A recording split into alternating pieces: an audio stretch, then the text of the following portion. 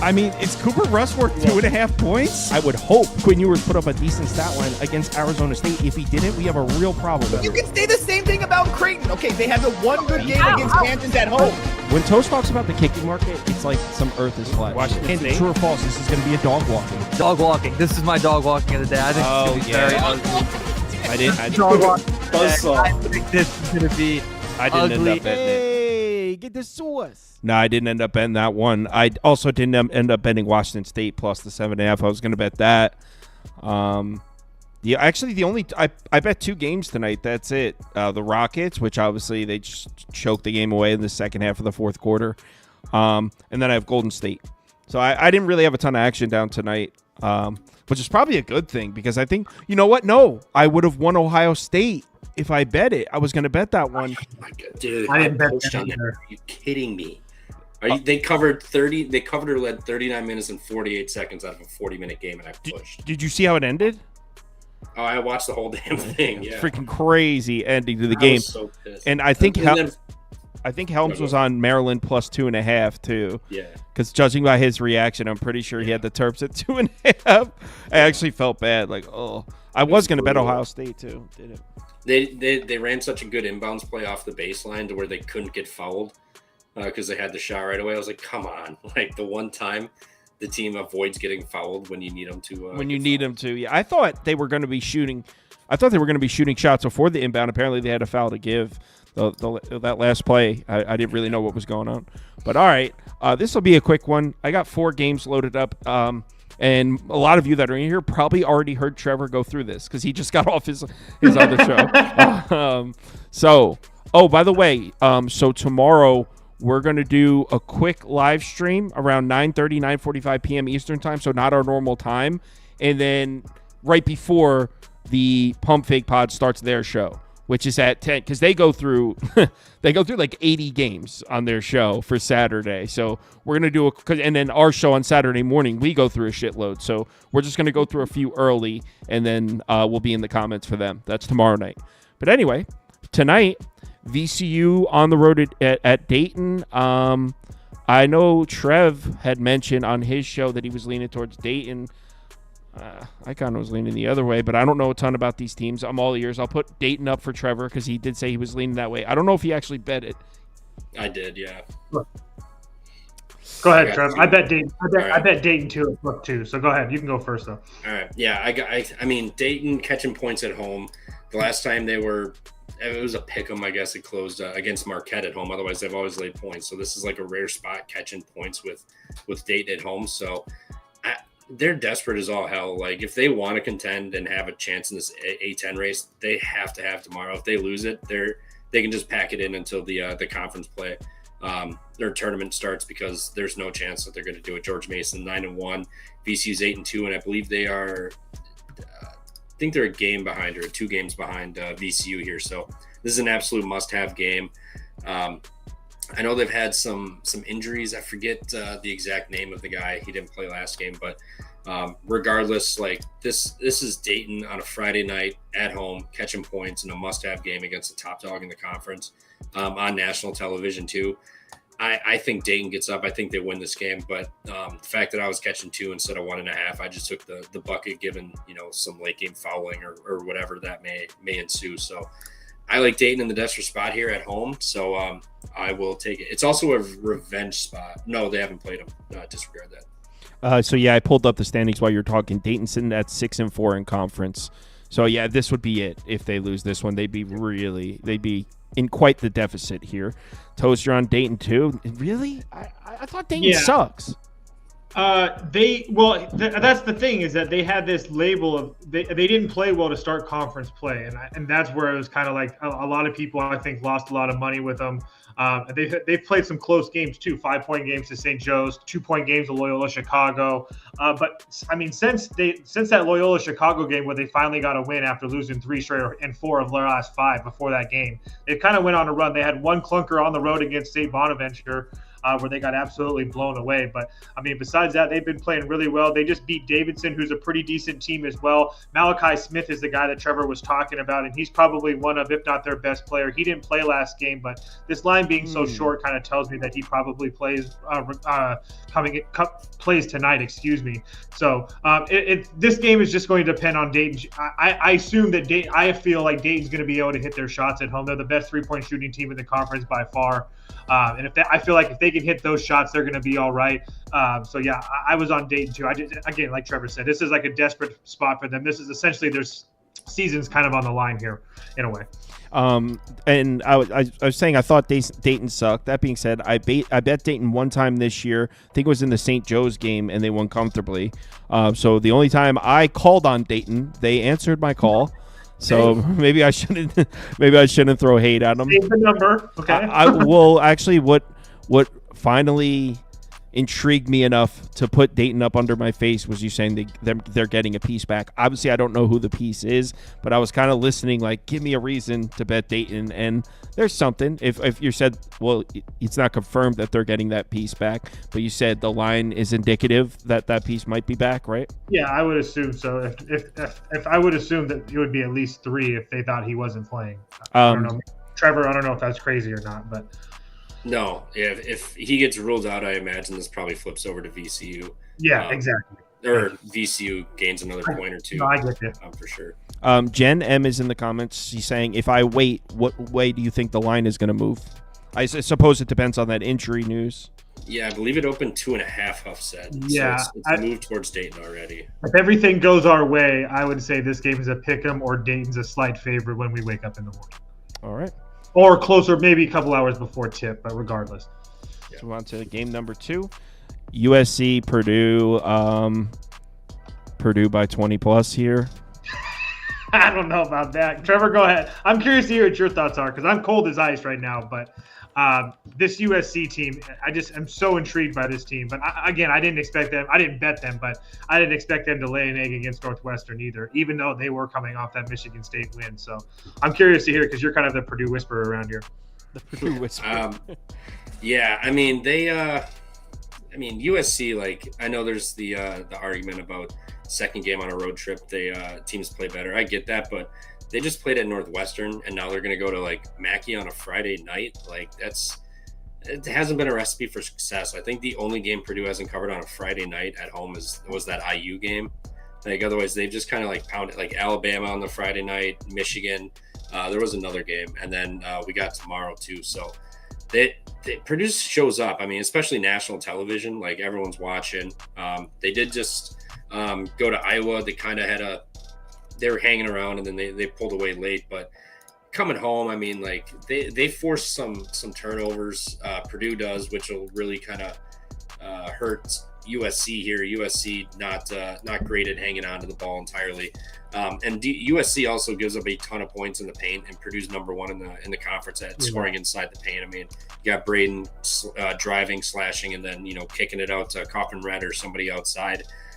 They find a way to score whoever is in the paint. Not to mention First is down there. He's a big guy. Cam Heide had a bad game last game, so at Iowa, so I don't think he'll follow that up being as terrible.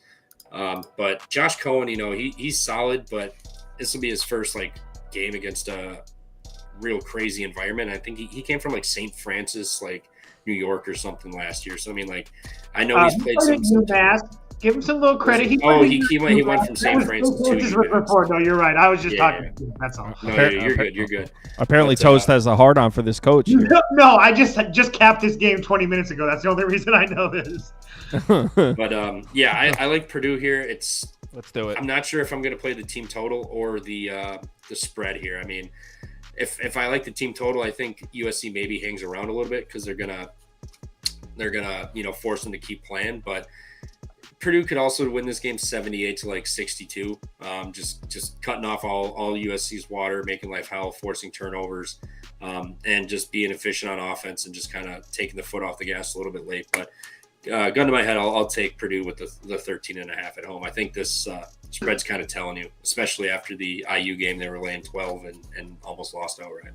Is Desmond Claude playing in the game for USC? Questionable. I did look at that. Not for sure. I would imagine if he can go, he's definitely going to play at Mackey Arena in a Friday night game. So if he's even 70%, he'll play. USC alt team total under 49.5. I like it. Not 49, but I would give you like under 60.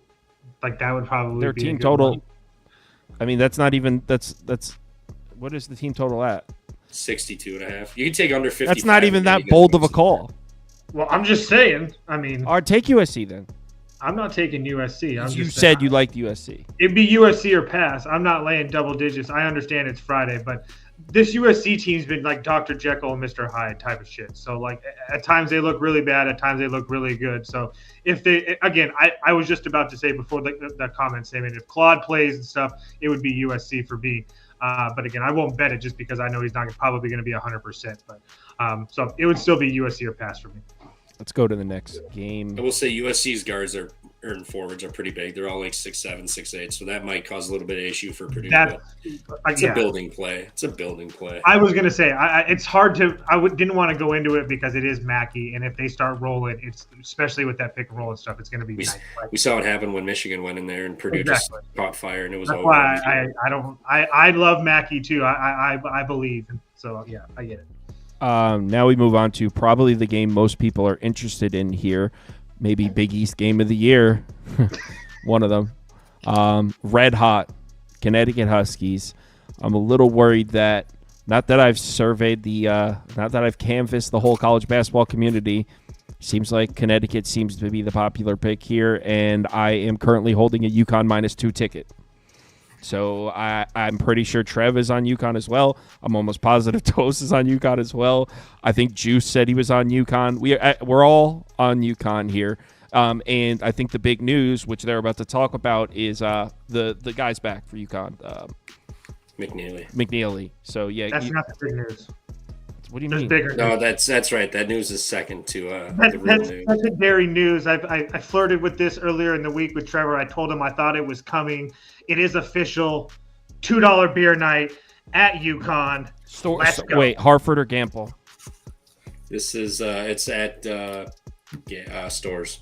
Yep, Gamble Pavilion. Gamble. The place is a mob scene. It's going to be it gets as someone who's been there plenty of times. It's a crime scene in there. It's going to be loud, especially coming off the win over Marquette. That place is going to be rumbling. Yeah, and there are I mean, this game actually means something for UConn, and this is, I mean, different from years in the past. I mean, they're fighting for the Big East. I mean, they're 8-3 right now. St. John's is 11-1. So to put St. John's with 2 losses and them to only have 3, I mean, that puts them, at least them, in the driver's seat going forward. So. Yeah, I love UConn in this spot. I think that Marquette win. That Marquette win was very impressive. Obviously, you and I watched that game together. They just couldn't go away. And you get St. John's off of that big win against Marquette themselves. But I like the fact that UConn's got a little bit of extra time to prepare for this game. Like I said, the $2 beer night thing really helps. We're 2-0 in that situation so far this year, and I don't think it's going to stop here tonight. So I said, as much as I talked shit about UConn earlier in the year, I continue to say they're only going to get better. Obviously, McNeely getting hurt stopped things for a little bit, but obviously him coming back is going to be really good. So it's only a matter of time before this team gets going. I think we start to see it here soon. Yeah, UConn. This might be a dog walking. It's very possible. Yeah, I mean. Like you said, it is $2 beer night, 2-0 the beer night angles this year. No sweats for both of them. But if you want to buy into this history repeats itself thing for that, you take St. John's first half and then you smash the shit out of UConn in the second half because they'll be down 18. That's what happened the last 2 games. Pray not, but no, I think that is true. I forgot about the first go around in Towson. Yeah. No, UConn, this is Friday night, national television, $2 beer night. People are going to be extra amped. You got St. John's coming in. Slick Rick is strutting his stuff on the floor. They're going to be rocking for this game. St. John or UConn, I think it'll be a tight game throughout, but I think UConn pulls away late and wins this game by like 7-8, somewhere around there. If you like the money line, I don't hate that. at the most I play for like a money line is like minus 140. I'll just play the points otherwise after that. But I got UConn too. I put 2 units on it. I've been staring at this 2.5, debating throwing another unit on it potentially. I'm just going absolutely big on it, but for sure 2 units minus 2. UConn, they get it done. I mean, you can look into any stats you want. It doesn't matter. It's a building in a spot game, and we've seen St. John's kind of just play with their food a little bit lately. So give me the Huskies. Also, really quickly, you have one of the best free throw shooting teams in UConn versus one of the worst. And if there's one thing that UConn does defensively, it's play inside well. And we all know that St. John's can't shoot the 3 ball to save their life. So there's just a lot of little advantages for UConn all the way around as well. Yeah, and then UConn plays some of their home games in Hartford, which is about 20 minutes off campus. But Gamble Pavilion is literally on campus, and it's small. Like, it gets fucking loud in there. You can't even hear yourself think in that place. I've seen a lot of games there. It's wild.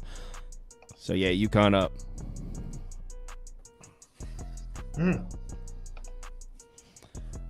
St. Louis, St. Joe's, 5.5. I thought St. Louis has looked pretty strong recently. They have, and they've been really good to me. Trevor's probably knows a little bit more. Tell me why I shouldn't be taking St. Louis here, Trevor. Like, give me a reason not to, because this is a revenge spot for St. Joe's. St. Louis beat them by 16 on the road previously, and now they're getting home to return the favor. You got St. Joe's off of a loss also at home, and St. Louis, similar to that Texas A&M angle I had. St. Louis stole that game from UMass. They were down like 6-8 points last minute, somehow won that game. And I didn't get my 1.5 for UMass. So the universe is going to right its wrongs here. After the other day, St. Joe's is going to roll. I know St. Louis, everybody loves them. They got Swope shirts and Kareem Abdul-Jabbar. I'm sorry. You were dude. You were hating on Kareem. No. I liked him 2 years ago. I liked him a year or two ago before everyone started loving him when they saw him in March. I mean, real ball knowers we're familiar with this guy, but yeah, people just see him and they like to bet it, and now it's that weird 5.5 number, which we've come on and say that it's a nasty number to lay, but I think this is the time you buy into it and you put it, you bet it tomorrow. So I made the mistake of not betting it right away. It's sitting at 6.5 now. So I'm hoping it pops down to 6 or we catch some St. Louis money, but I will be on St. Joe's one way or another tomorrow. Wait, so you'll be on St. Joe's? Yes, absolutely. At home, national TV, off of a loss in a revenge spot too. They're gonna win by double digits tomorrow. And someone said in the comments that that St. Louis is coming off an emotional comeback win. Yeah, at UMass, 73-71. They lost to Dayton before that. I might be down to play St. Joe's with you. Toast is considering St. Louis. He didn't say he bet it. I get they're coming off that win. I mean, and again, I've been ice cold, so who am I to talk? But I do think they're the much significantly better team. I know that their records haven't shown like that, but I just feel like really St. Joe's really hasn't been playing that great. I think that Duquesne win looks a little bit better than it really does. They've kind of squeaked by some teams. They have a couple blowouts that make it look better than they are, but we'll see. This game just really kind of reminds me of the Elon game today with Gamble when I almost didn't play Campbell because they had blown him out the first time, and I ended up that was one of my only big wins today. So I don't know. We'll see what happens. If it gets to 7, it's probably I'll probably stay off because that's a pretty big decent movement to St. Joe's. So Rod's in the comments. He likes the under. He said bet the under in Josh Schertz games when playing only their second game in a week. The under's record as coach of St. Joe's, 13-0. So I guess only their second game of the week. I don't really understand that one. But 13 is historical number. But playing only their second game in a week, meaning not they had a week off for an extended little 4 or 5 day break. Oh, okay. So UConn has an extra 2 extra days. Okay. Prep against St. Joe's. And St. John's played yesterday too. Oh, that's what I meant. Yeah. So Providence, and then they played Marquette on a Wednesday, and now they're going to travel. Yeah. Warriors going to the line. All right, so that's it, guys. Like I said, tomorrow, well, me and Toast will be here for the normal time for the show at 4 p.m. But tomorrow, probably around 9:45, we're just going to do a quick stream. We'll pick like 2 or 3 of the biggest games, and then we'll be in the comments for the Pump Fake Pod because I'm not equipped to go through 86 college basketball games. They're going to do that. So I got the IU Indy bet from your show last week, and I got 2 bets from that show last week. The teams that I didn't even know existed before. IU Indy was free, man. Yeah, that was so awesome. We watched that whole game at Kyle's house too. Yep. Dude, I threw it on my laptop too under my other TVs. I was like, I gotta have this on. That shit was easy. I ordered an IU Indy hat. I was gonna just surprise you guys, but I ordered an IU Indy hat. You couldn't keep it in. Awesome. That's awesome. You're gonna be like the only people outside of the coaching staff that own an IU Indy It's hat. like someone who has like a son on the team. That's it. That's okay. All right, guys, enjoy your night. See you all tomorrow.